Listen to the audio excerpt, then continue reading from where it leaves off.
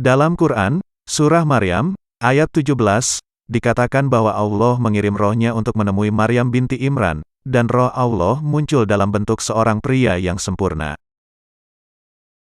Lalu dia memasang tabir yang melindunginya dari mereka.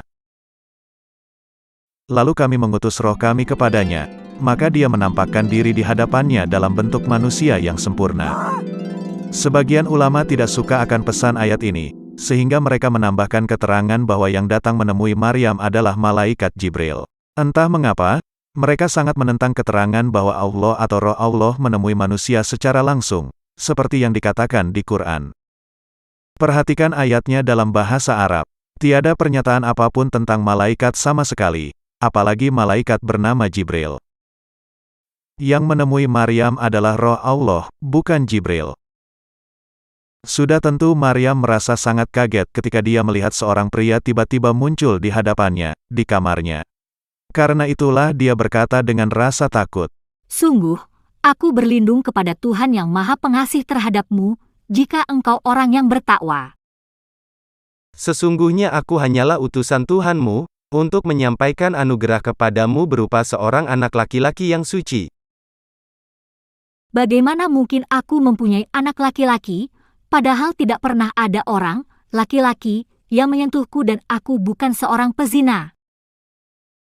Demikianlah, Tuhanmu berfirman, hal itu mudah bagiku, dan agar kami menjadikannya suatu tanda, kebesaran Allah, bagi manusia dan sebagai rahmat dari kami, dan hal itu adalah suatu urusan yang sudah diputuskan. Di Quran, Surat Ali Imran, ayat 45-47, Allah mengulangi kisah yang sama, tapi kali ini dengan jumlah makhluk gaib yang lebih banyak di kamar Maryam. Kita tidak bisa tahu pasti berapa jumlahnya, karena Quran memberikan keterangan yang saling bertentangan. Di surah Maryam ayat 17 dikatakan hanya satu makhluk saja, tapi di surah Ali Imran ayat 45 dikatakan ada beberapa. Ingatlah, ketika para malaikat berkata, "Wahai Maryam, sesungguhnya Allah menyampaikan kabar gembira kepadamu tentang suatu kalimat atau firman darinya, yaitu seorang putra, namanya Al-Masih Isa putra Maryam, seorang terkemuka di dunia dan di akhirat, dan termasuk orang-orang yang didekatkan kepada Allah. Dan dia berbicara dengan manusia sewaktu dalam buayan dan ketika sudah dewasa, dan dia termasuk di antara orang-orang yang saleh." Maryam tahu pasti bahwa makhluk di hadapannya adalah Allah sendiri, sehingga dia memanggilnya sesuai dengan julukannya. "Ya Tuhanku, bagaimana mungkin aku akan mempunyai anak, padahal tidak ada seorang laki-laki pun yang menyentuhku?" Kata Arab yang dikatakannya untuk memanggil pria itu adalah Rab, yang berarti Tuhan. Hanya Allah saja yang dipanggil dengan sebutan Rab dalam Quran. Sudah jelas bahwa roh Allah yang mengunjungi Maryam itu adalah Allah sendiri. Lalu Allah langsung menjawabnya, Demikianlah Allah menciptakan apa yang Dia kehendaki. Apabila Dia hendak menetapkan sesuatu, Dia hanya berkata kepadanya, "Jadilah." Maka jadilah sesuatu itu. Bagaimana sih wujud rupa Allah dalam bentuk manusia? Apakah dia memang tampak seperti pria ini? Hadits berikut menjelaskan wujud Allah sebagai manusia. Sang Nabi berkata, "Aku melihat Tuhanku dalam wujud seorang pemuda, dengan rambut ikal, mengenakan baju hijau." Tingkat, Sahih, sumber pustaka, Bayan Talbis Al-Jahmiyah, Ibn Taimiyah, Jilid 7, nomor 290. Jadi jelas sudah bahwa Allah memang bisa tampak seperti pemuda ini, yang berambut ikal dan berpakaian hijau. Setelah itu, Allah membuat Maryam mengandung bayi lelaki bernama Isa. Quran, Surah Al-Anbiya, ayat 91, menjelaskan bagaimana cara Allah melakukan itu. Dan ingatlah kisah Maryam yang memelihara kehormatannya, lalu kami tiupkan roh dari kami ke dalam tubuhnya. Kami jadikan dia dan anaknya sebagai tanda kebesaran Allah bagi seluruh alam. Keterangan yang sama diulangi lagi di Quran, Surah At-Tahrim, ayat 12. Dan Maryam putri Imran yang memelihara kehormatannya, maka kami tiupkan ke dalam rahimnya sebagian dari roh ciptaan kami, dan dia membenarkan kalimat-kalimat Tuhannya dan kitab-kitabnya, dan dia termasuk orang-orang yang taat. Terjemahan dari Kemenak kurang tepat, sebab kata Arab farjaha bukanlah kehormatan, tetapi adalah alat kelamin, tepatnya adalah vagina. Nafana fihi berarti, kami meniupkan ke dalam alat kelaminnya atau vaginanya, dan ini menjelaskan di mana tepatnya proses peniupan terjadi. Kata Arab untuk alat kelamin adalah farjaha, yang berarti vagina. Jadi Allah melakukan peniupan ke dalam vagina Maryam untuk memasukkan rohnya agar Maryam hamil. Meskipun sudah jelas begitu, banyak penulis tafsir Quran atau mufasirun yang merasa malu akan pesan Allah ini. Mereka lalu mengganti makna sebenarnya dari kata farjaha. Contoh, Al-Qurtubi mengatakan bahwa al-farj adalah saku di baju Maryam. Katanya, Jibril hanya meniup sakunya, dan bukan kemaluannya. Ini jelas penyimpangan, karena di ayatnya tidak disebut saku baju Maryam atau malaikat Jibril. Tabari mengatakan bahwa makna farj di ayat itu adalah lubang di baju atau rompi Maryam. Bahkan dia mengarang bahwa yang dimaksud roh Allah meniupkan ke dalam rahim Maryam itu sebenarnya adalah Allah meniup ke dalam saku baju Maryam. Yang tepat adalah Allah meniup ke dalam vagina Maryam. Ibnu Katsir dalam tafsirnya mengatakan bahwa Allah meniupkan rohnya melalui lengan baju Maryam.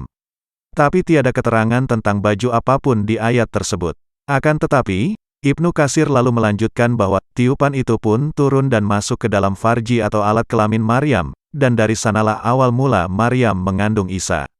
Ini penjelasan yang lebih tepat dibandingkan tafsir dari Tabari atau Qurtubi. Kata farjaha di ayat itu merupakan lubang atau celah pada kemaluan atau vagina Maryam. Quran, Surat Maryam, ayat 17 mengatakan bahwa pria itu memiliki tubuh yang sempurna. Hal ini menyiratkan bahwa dia berhubungan intim dengan Maryam.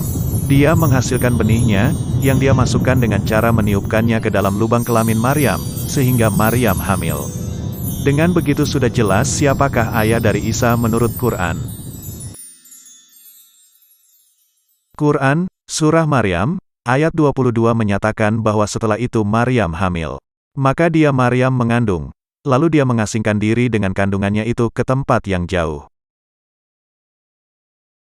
Para ulama menyangkal keterangan bahwa Allah menghamili Maryam dengan mengutip Quran, Surah Al-An'am, ayat 101.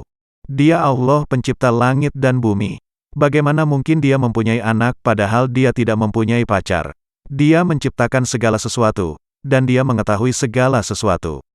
Penerjemah Quran mengubah kata pacar menjadi istri, karena mereka tidak suka jika Allah punya pacar. Kata Arabnya adalah sahiba, yang merupakan bentuk feminin dari sahabat, atau dalam hal ini adalah pacar perempuan. Tampaknya pihak penerjemah merasa perlu mengganti makna sahiba itu agar tidak menunjukkan bahwa Allah bisa kumpul kebo dengan pacarnya dan menghasilkan anak haram. Menurut ayat ini, Allah heran mengapa sebagian orang mengira bahwa dia bisa punya anak laki tanpa sebelumnya melakukan hubungan intim dengan pacarnya yang lalu hamil dan melahirkan bayi laki. Bagi Nabi Muhammad, begitulah prosesnya. Jika pria ingin punya anak laki, maka pertama-tama dia harus punya pacar dulu. Meskipun logika seperti itu hanya bisa meyakinkan orang berotak kosong, tapi Nabi Muhammad yakin sekali bahwa pendapatnya ini merupakan bantahan ampuh bagi umat Kristen yang percaya bahwa Tuhan bisa punya anak laki. Tampaknya Nabi Muhammad lupa bahwa di berbagai bagian Qurannya itu, dia tiada henti mengatakan kehebatan Allah dalam mencipta. Menurut Quran, prestasi penciptaan Allah nan hebat itu termaksud menciptakan para malaikat. Lalu menciptakan Adam dan Hawa. Lalu menciptakan 7 lapis surga. Dan juga 7 lapis bumi. Tapi mengapa kehebatannya itu tiba-tiba saja melempem jika hendak menciptakan anak lakinya? Bagaimana mungkin kita bisa percaya alasan, tiada pacar, maka tiada anak? Padahal Nabi Muhammad mengatakan di Quran bahwa jika Allah ingin mencipta sesuatu, yang perlu dilakukannya hanyalah berkata, jadilah, atau kun fayakun, maka hal itu lalu tercipta. Quran, Surah Al-Baqarah, ayat 117. Allah pencipta langit dan bumi. Apabila dia hendak menetapkan sesuatu, dia hanya berkata kepadanya, jadilah. Maka jadilah sesuatu itu. Klaim terkenal kun fayakun, itu diulangi lagi setelah itu. Tidak hanya sekali, tapi bahkan sampai 6 kali lagi di Quran.